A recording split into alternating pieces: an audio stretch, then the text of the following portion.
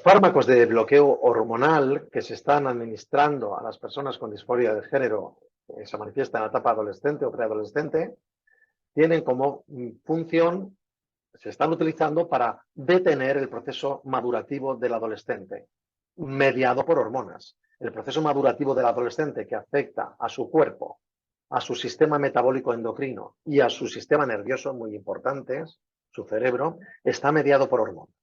Estos fármacos contrarrestan el efecto de las hormonas masculinas en varones, el efecto de las hormonas femeninas en mujeres y detienen la maduración adolescente.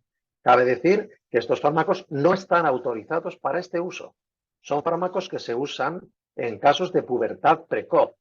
En el caso que nos ocupa, estos fármacos no autorizados para este bloqueo hormonal que se están empleando en casos de disforia son fármacos que se van a usar mucho más tiempo de lo que se venía utilizando hasta ahora en caso de pubertad precoz. Por lo tanto, los efectos secundarios a largo plazo son incalculables.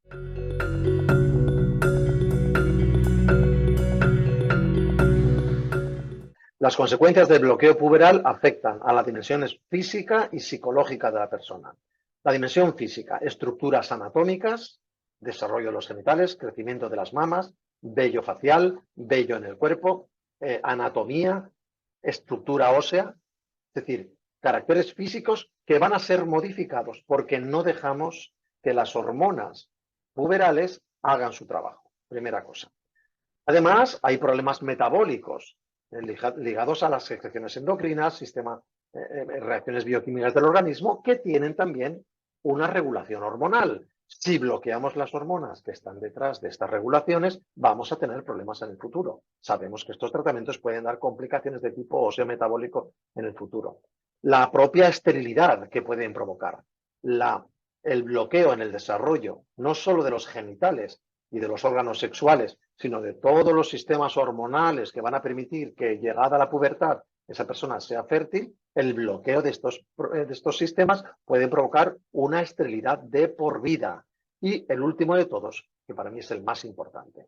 Hoy sabemos que la conectividad cerebral, la manera en que se conectan las neuronas de nuestro cerebro, que es lo que nos va a afianzar en nuestra personalidad, en nuestra percepción del mundo y al final en nuestro ejercicio del libre albedrío, esta conexión neuronal en nuestro cerebro está comandada por hormonas. Y son las hormonas masculina y femenina las que en varones y mujeres van a propiciar un tipo de conectividad que es diferente en ambos cerebros. Si yo, en el momento en que está desarrollándose aceleradamente esta reestructuración neuronal de nuestro cerebro, que es en la pubertad, interfiero en el proceso bloqueando la acción de estas hormonas, las consecuencias sobre el cerebro para el futuro de estas personas son incalculables. La adolescencia es una edad de cambios abruptos, dramáticos, digamos biológicamente, y muy rápidos. La interferencia en todo el armamento hormonal que va a provocar, a propiciar estos cambios, va a provocar alteraciones a corto y a largo plazo, porque estos cambios adolescentes son cambios que se producen de una manera muy abrupta durante la adolescencia. Hoy se sabe que la cantidad de depresiones, ansiedad, la tendencia suicida o los propios intentos de suicidio en estos pacientes se incrementa espectacularmente. Para nada se corrigen las causas que originaron la disforia, sino que las causas permanecen porque nadie ha entrado en analizarlas. Es decir, aquí hay alguien que pide la transición y se le da la transición, ¿no? Pero si hay algo en el origen que está provocando esta petición de esta persona, no es analizada y abordada en origen, sino que añadimos una nueva intervención que provoca un disturbio hormonal en su cerebro a lo que ya puede existir previamente. La inestabilidad emocional, de carácter, de percepción, de maduración en el cerebro adolescente son cambios dramáticos que van a empeorar su calidad de vida.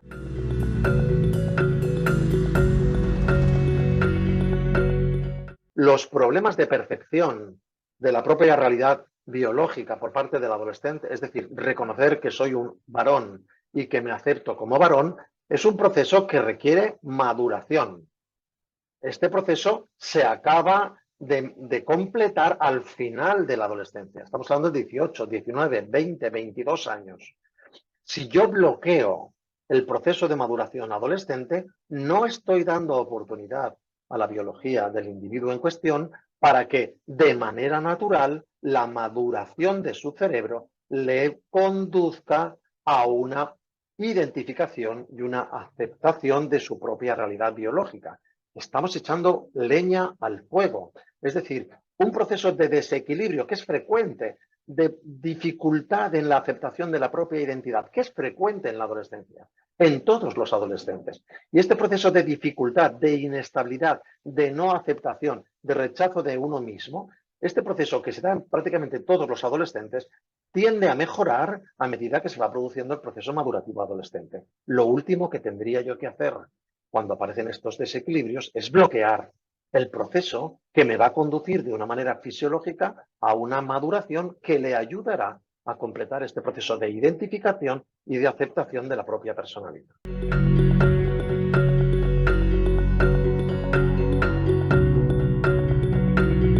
El hecho de que se estén iniciando estos tratamientos en la etapa prepuberal o puberal de manera prematura, agresiva e imprudente, y digo imprudente porque no se hace un estudio clínico pluridisciplinar de cada individuo para ver de dónde le vienen sus problemas y cómo hemos de abordarlos, el hecho de que se esté haciendo así va a conducir a consecuencias irreparables en muchos casos. Esto es lo que ha llevado a que muchos países de nuestro entorno, que han sido más precoces que nosotros en la implantación de este tipo de intervenciones, estén dando marcha atrás. Y cuando otros que llevan más tiempo con esto están dando marcha atrás, aquí aprobamos una ley que recoge todo lo que otros que nos han precedido están ahora detestando y están diciendo esto no puede ser, nos hemos equivocado. En 2019 Suecia ha rectificado completamente su posición. El Hospital Karolinska de Suecia, que ha sido un hospital pionero en las investigaciones de bloqueo y transición de género, ha dicho se acabó, no puede ser. Esto en 2021. En Finlandia ha dicho lo mismo, que se prioricen las intervenciones psicológicas, por favor, como tratamiento de primera línea. Eso es lo que aquí se denosta, incluso se prohíbe en la ley española. Es que nos estamos volviendo locos. En Noruega hay una Comisión Nacional de Investigación para el Servicio de Salud que ha dicho no puede ser. No hay evidencia científica sobre la seguridad y eficacia de estos tratamientos. Hay que detener estos tratamientos hasta que existan nuevas evidencias. Reino Unido, que ha sido súper pro intervención, súper liberal, son países muy utilitaristas y que se han dado mucha prisa en empezar a implementar, han dicho no puede ser. Los niños menores de 16 años, se ha dicho en Reino Unido, no pueden dar su consentimiento. No se puede hacer nada con un menor de 16 años porque él lo diga. Un poco diferente de lo que hemos aprobado aquí. Estoy hablando de 1 o 2 años atrás, y Sí, algunos estados de Estados Unidos, como Arkansas, Missouri, la propia Francia, hay instituciones, la Academia Nacional de Medicina, que han sido muy críticos con los tratamientos de transición de género pediátricos. Muy, muy críticos. Dicen, hay una gran dificultad para diferenciar una tendencia transexual duradera de una fase pasajera del desarrollo de un adolescente. Si intervenimos prematuramente, estamos arruinando esto y estamos deteniendo un proceso, ¿no?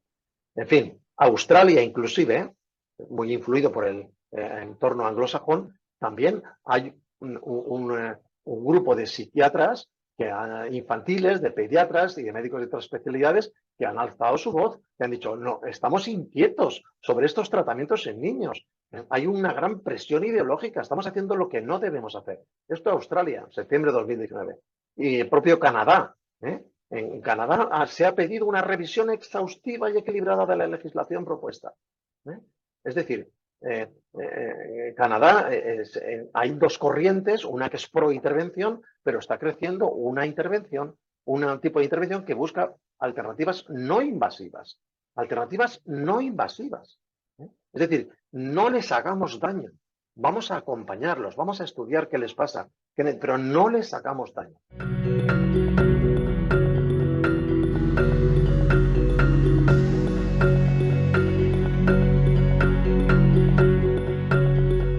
¿Cómo se puede ayudar a los padres, a los educadores que se encuentran con estos complicados casos?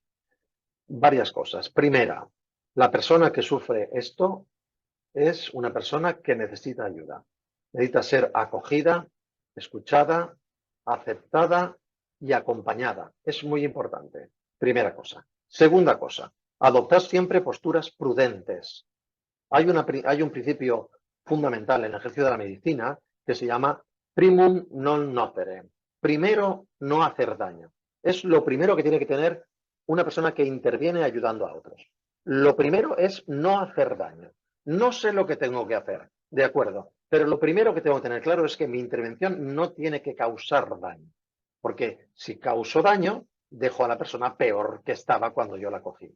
Estas intervenciones son maleficientes, es decir, provocan daño. Hay muchos datos que confirman que estas intervenciones son maleficientes. Por lo tanto, ser prudentes, no intervenir prematuramente, pedir siempre consejo médico, pluridisciplinar, más de una opinión, dejarse asesorar por especialistas bien formados, investigar causas previas a la aparición de la disforia que pueden estar en el origen.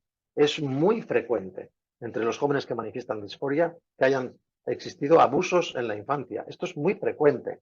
O trastorno de déficit de atención, o autismo, u otras patologías. Si no se determinan estas patologías previas y no se abordan y se tratan, estamos introduciendo nuevos estresores a una persona que ya sufre un gran estrés y un gran sufrimiento. Y después es muy importante, y esto lo digo con énfasis, tanto para padres como para educadores como para profesionales, no menospreciar el factor ambiental. Hoy tenemos una gran presión mimética hacia este tipo de conductas. ¿Por qué tenemos un 5000% de incremento de casos en los últimos años? Que en el Reino Unido han dicho, se acabó esto, no puede ser. Es decir, la presión mimética, la presión del grupo, que procede de redes sociales,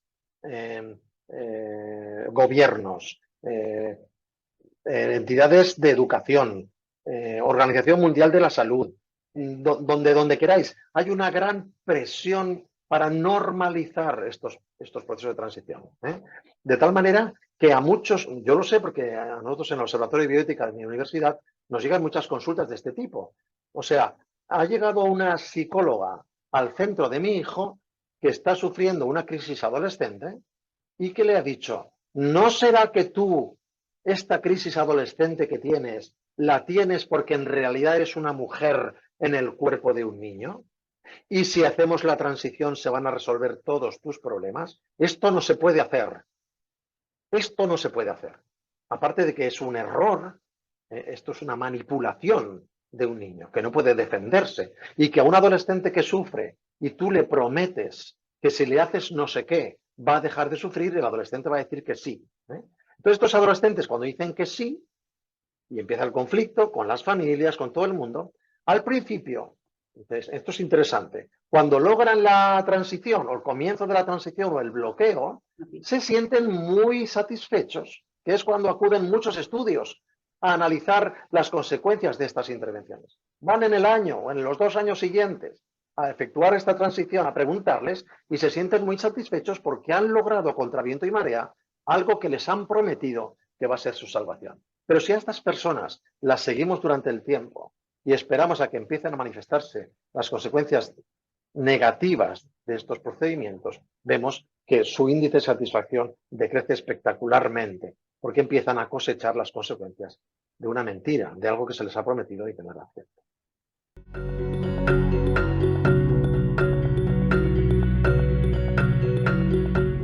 Tengo un dato de hace poco en un hospital de referencia en Cataluña que se dedica a analizar estos casos, que centraliza el análisis de estos casos. El 80% de los que ingresan tras la primera consulta, el 80% sale con el tratamiento hormonal prescrito. Esto no es posible. En un problema complejo, donde pueden haber causas de fondo que hay que analizar, el 80% sale de la primera consulta con las hormonas debajo del brazo. Esto no puede ser. Entonces, esta presión, enorme presión mediática hacia normalizar y medicalizar un problema que no requiere muchas veces tratamiento médico o tratamiento medicamentoso. Esta medicalización, es decir, aplicar determinados tratamientos a cosas que no lo requieren, esto es una infracción. Nos estamos volviendo locos. Esto no se puede hacer. Esto no se ha permitido nunca en la medicina, porque ahora sí. Es decir, la prudencia, las evidencias, el no hacer daño, que los beneficios tienen que estar claramente por encima de los perjuicios que provoca un tratamiento, que hay que afinar mucho la indicación, cuándo conviene, cuándo no conviene hacer esto. De repente todo esto ha volado por los aires y estamos entregando tratamientos agresivos de consecuencias difícilmente medibles y en muchos casos irreversibles sin las condiciones clínicas y de buena praxis médica que nos exigimos para todo, para cualquier intervención en cualquier campo. ¿Por qué aquí no? ¿Por qué aquí estamos explosionando todos los criterios que rigen la buena praxis médica y estamos haciendo intervenciones imprudentes, masivas, y luego nos quedamos mirando para otro lado? Porque cuando estos chicos o chicas que acceden a estos tratamientos empiezan a cosechar las consecuencias, entonces que se busquen la vida. Entonces ellos denuncian. A mí nadie me ha dicho que esto me iba a pasar. Es que además estamos violentando la libertad y el principio de autonomía de los pacientes porque no se les está informando de dónde se meten, de cuáles son las consecuencias de lo que se les está haciendo.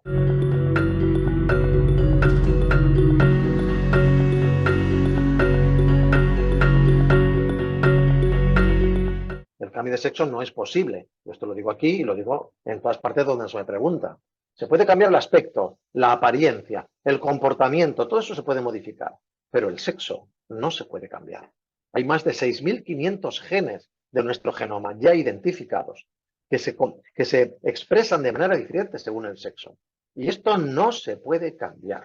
Y tendremos siempre esta presión en un varón que ha hecho la transición a mujer. Tendremos toda su vida una presión genética para conformarse como varón y tendremos que toda la vida estar combatiendo contra esta presión genética, lo cual crea un disturbio de por vida para esta persona, ¿no? Que es lo que estamos viendo, empezando a ver ya.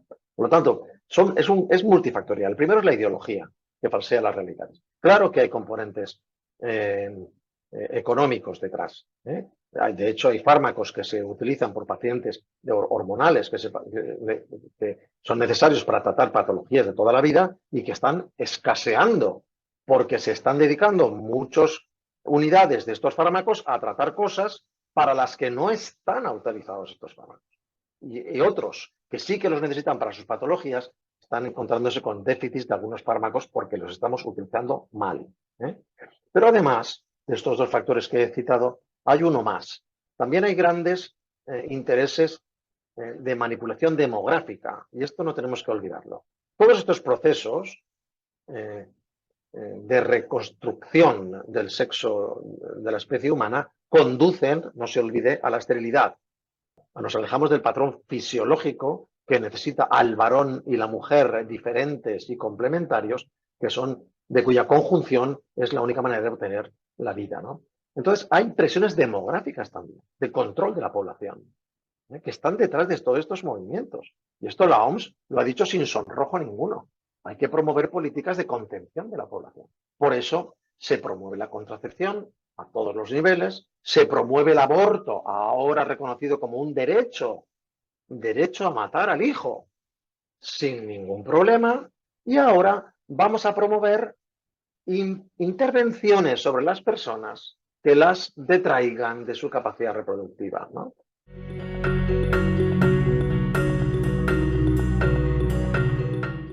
Los datos sobre incremento en las cifras de suicidio en las personas que se han sometido a los procesos de transición de género no son de ahora, no son de ahora. Desde 2011 tenemos datos hechos en Suecia, publicados, que dicen que las terapias de reasignación quirúrgica o medicamentosa no rectifican en absoluto la pobre calidad de salud de estos pacientes y lo que hacen es empeorarla. Las cifras de suicidios, fijaros este dato de un estudio del año, atentos, del año 2007. Es que hay que leer, hay que ver O sea, hay que mirar las evidencias de las que ya disponemos. En 2007 hay estudios que dicen que los jóvenes transexuales entre 16 y 24 años, el 45% de ellos se objetiva tendencia suicida, el 26% intentos de suicidio. Pero es que, ante esto, hay gente que dice, no, pero eso es porque tienen estigma social, es decir, porque son rechazados socialmente, porque no se les reconoce su transexualidad, porque son abusados, perseguidos. De acuerdo, pueden haber casos en los que esto suceda y contribuye a incrementar las cifras. Pero cuando estos estudios se han hecho en Suecia, que es un país muy tolerante con los casos de transexualidad, donde no se da estigma social hacia estas personas, para nada, tienen acceso a todo tipo de servicios y de comportamientos como el resto de los ciudadanos. En Suecia se repiten estas cifras y se objetivan incrementos espectaculares en las tasas de tendencias suicidia o intentos efectivos de suicidio en pacientes que se han metido en estos procesos, ¿no? El estigma social puede tener una influencia, no te lo niego, pero cuando reducimos el estigma social en algunos países y las tasas se mantienen, ¿a qué se debe? Y la persona que tiene una patología y nadie la ha diagnosticado previa. Y la persona que ha tenido un abuso infantil y tiene un problema de personalidad y nadie se ha preocupado por investigar esto. ¿Y estáis hormonándolo? Sin preocuparos de qué le pasa. Es que hay que despatologizar. Y si mandamos a los pacientes a que les hagan un estudio, estamos reconociendo que puede tratarse de una patología. Y como lo que pretendemos es despatologizar, hay que normalizar el proceso. Esto es una locura.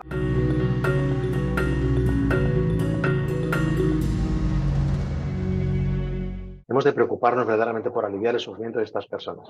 Pero la intervención, como se decía en Finlandia, tiene que ser preferentemente psicológica. Hemos empezado así la entrevista. La intervención tiene que ser preferentemente psicológica, ¿no? Hay que ayudar a cada persona a aceptar el bien que supone su propia persona, a descubrir su valor, su capacidad de donarse, de encontrar sentido a su existencia siendo como es. Esto es lo que hay que acompañar, pero sin volver la espalda a las heridas, a los daños, a las lesiones que esta persona puede haber sufrido durante su vida o a las necesidades de atención que esta persona tiene y que le impiden de alguna manera desarrollar equilibradamente su maduración.